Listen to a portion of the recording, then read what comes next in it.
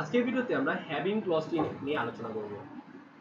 Suppose আমরা যে আগের ভিডিওতে দেখছি যে গ্রুপ বাই ক্লজটি, তো গ্রুপ বাই ক্লজের মধ্যে আপনাদেরকে আমি বলেছিলাম যে আপনি গ্রুপ বাইয়ের আগে আপনাকে হোয়ার ক্লজটি ইউজ করতে পারেন, মানে হোয়ার দিয়ে আপনি কন্ডিশনটা লিখবেন। সাপোজ আমি গ্রুপ করার পরে আমার একটি কন্ডিশন চেক করা লাগবে যে আমি আরেকটি কন্ডিশন চেক করবো, তো তখন আমি ওই কন্ডিশনটি কীভাবে চেক করবো? ওই কন্ডিশনটি চেক করার জন্যই আমাদের হ্যাভিং ক্লজটি ইউজ করা হয়। আমরা আগের ভিডিওতে যে এক্সাম্পলে দেখেছিলাম যে আমাদের ডিপার্টমেন্ট ওয়াইজ কয়টি স্টুডেন্ট আছে তা আমরা দেখেছিলাম। তো আমি ওই স্টাইলটি আবার লিখি। সিলেক্ট ফার্স্ট হচ্ছে department name, comma count ID as number from student. একটু রিসাইজ করে নিই। স্টুডেন্ট,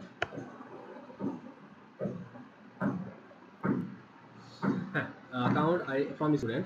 দেন হচ্ছে আমি এখানে হোয়ার ক্লজ লিখলাম। Suppose where clause, where department name not equal suppose music. Music নামে ডিপার্টমেন্ট নেমটা আমি দরকার নেই আমার। দেন হচ্ছে আমি গ্রুপ বাই করলাম, group by department name. Then হচ্ছে আমি চেক করলাম যে আমার যেসব ডিপার্টমেন্টের 2-এর অধিক স্টুডেন্ট আছে তাদের কি আমার দেখাতে হবে। সো আমি কি করব, এখানে লিখবো হ্যাভিং আমার কি করতে হবে, আমার যে নতুন কলামটা ছিল কাউন্ট আইডিকে যেটা নাম্বার দিয়ে রিপ্রেজেন্ট করেছি, নাম্বার কলামের ভ্যালুটা আমার 2-এর অধিক হতে হবে। So number greater than equal 2।